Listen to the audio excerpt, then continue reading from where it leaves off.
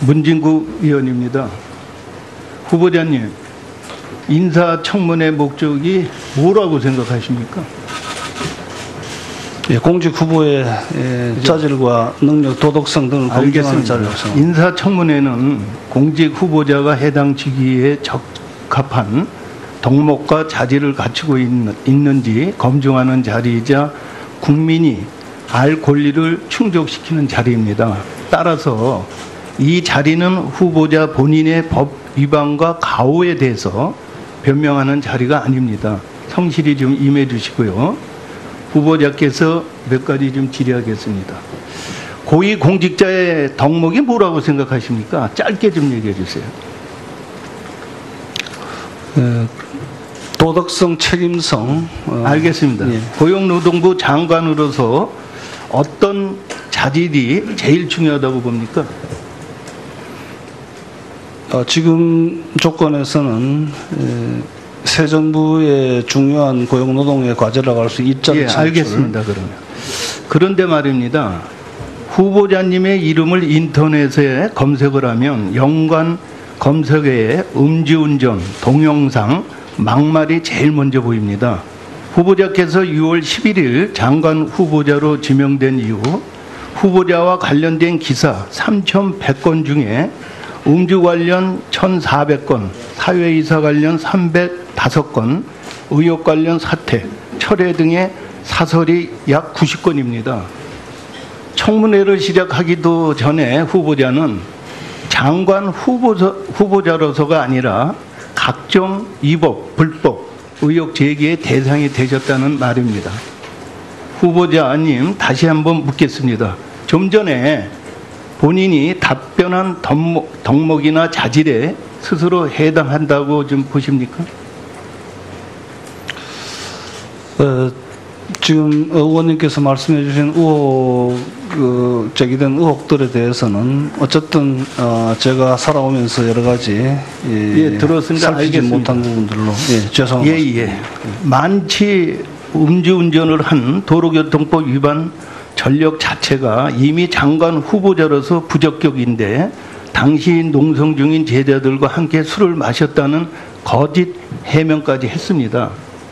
학생들을 위로하는 자리였으면 음주운전도 용서가 된다고 생각하는 겁니까? 아니면 교수니까 애꿎은 학생들을 변명의 방패막으로 삼아도 된다는 것인지 답변 좀 주시죠. 어쨌든 학생들과의 관계가 특히 출교생들과의 관계가 제 음주운전의 변명으로 비춰지게 된 데 대해서는 깊이 알겠습니다. 유감했습니다. 그러면 음주운전은 살인 미세에 버금가는 중범죄입니다. 공무원 징계령 시행 규칙에 의하면 공무원은 혈중 알코올 농도 0.1% 이상일 경우는 단 한 번의 음주운전으로 정직, 두 번이면 정직 또는 해임, 세 번째는 해임 또는 파면입니다. 미국의 경우도 혈중 알코올 농도 0.1%의 기준으로 최대 7년을 구금하는 등 심각한 범죄로 인식하고 있습니다. 업무 능력만 있으면 도덕적 문제를 덮을 수 있다는 논리는 성립이 좀 안 됩니다. 이건 자격의 문제입니다. 그렇기 때문에 이 청문회 자체가 과연 유효하냐는 문제까지 이른 것이고요. 질의 몇 가지 더 하겠습니다. 후보자께서는 현재 성북구청장과는 고려대 선후배이자 문재인 대통령의 지지 모임인 담쟁이 포럼 일대 발기인을 함께 하셨죠. 선후배 관계인 건 맞습니다만 담쟁이 포럼에 같이 한 사실은 제가 확인하지 못했습니다. 저는 담쟁이 포럼이 있었습니다. 2014년부터 16년까지는 성북구청에서 발주한 연구용역 2건과 공공성 아카데미, 포럼 및 심포지용 강의 등을 수행하셨죠. 네.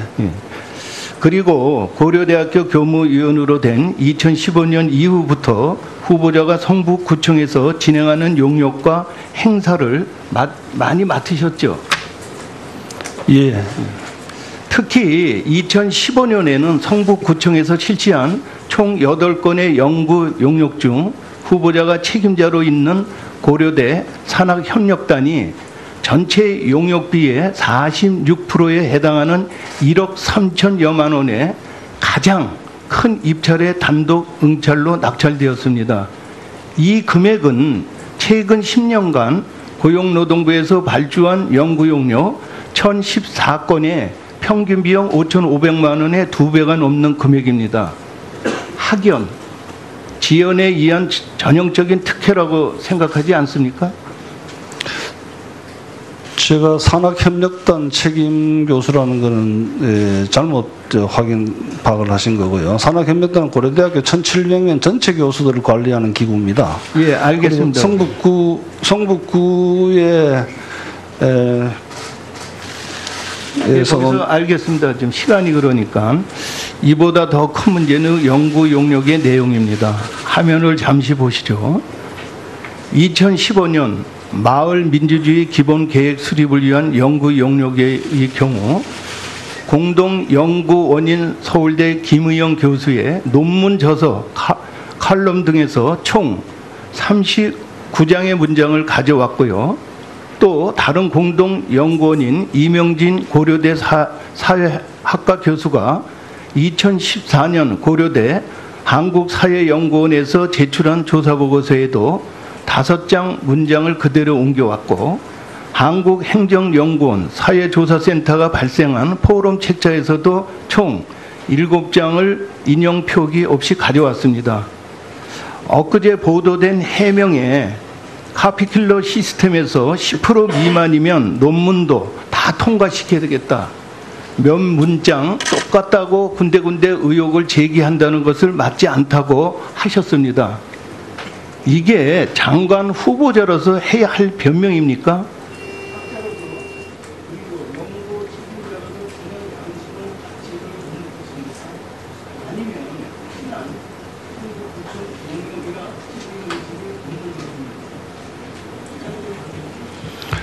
이 연구 용역은 2번 유찰 후에 제가 맡게 된 거고요.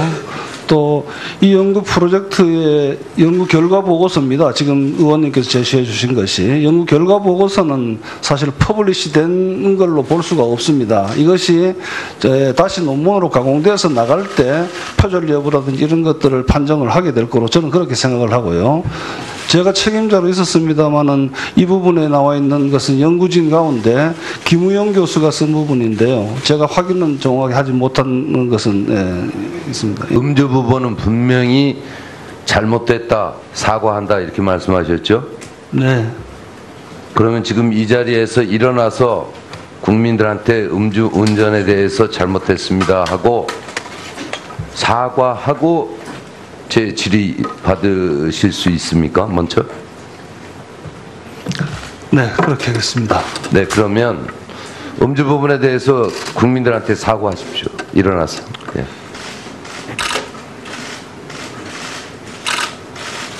대학 교수로서 음주운전한 사실에 대해서는 국민 여러분께 진정한 마음으로 사죄드립니다. 감사합니다.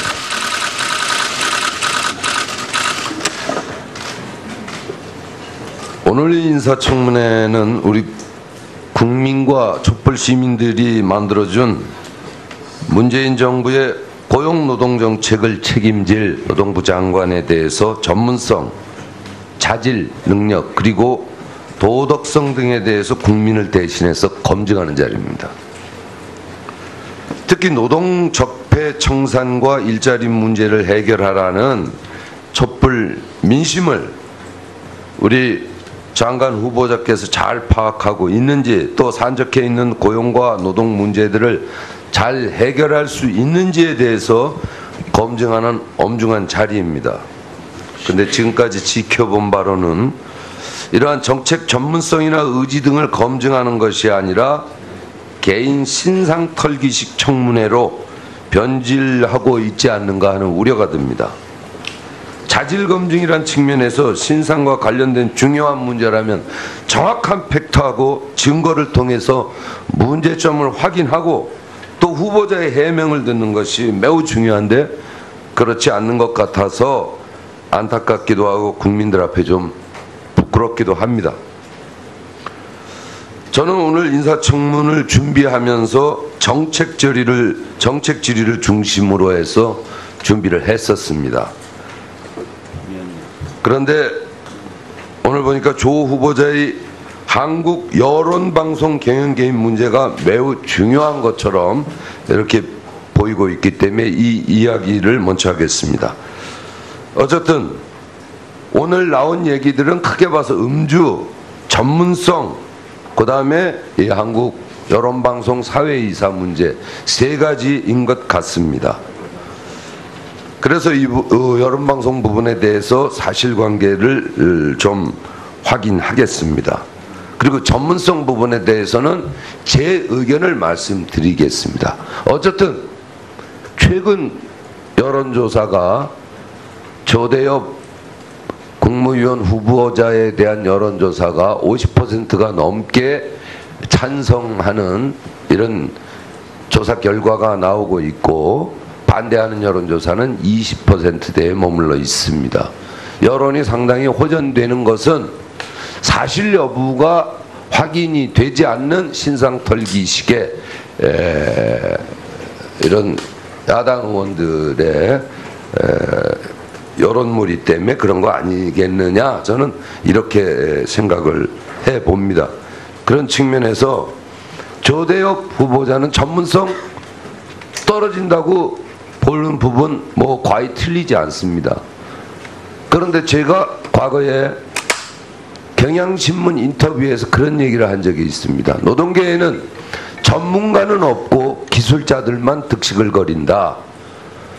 노동에 대해서 정확한 방향성에 대해서 고민하고 이 시스템에 대해서 한번 연구해보고 이런 사람들이 아무도 없었습니다. 그런 측면에서 조대엽 후보자의 전문성, 기간이 짧다, 발표한 자료들이 적다, 이런 것보다는 조대엽 후보가 가지고 있는 노사관계, 사회적, 대한민국에 없는 사회적 대화, 이런 측면에서 시스템을 만들 수 있는가 없는가 하는 부분이 더 중요한 것 아닌가, 본 의원은 그렇게 생각합니다. 아무튼 사회이사 부분에 대해서 좀 묻도록 하겠습니다. 지금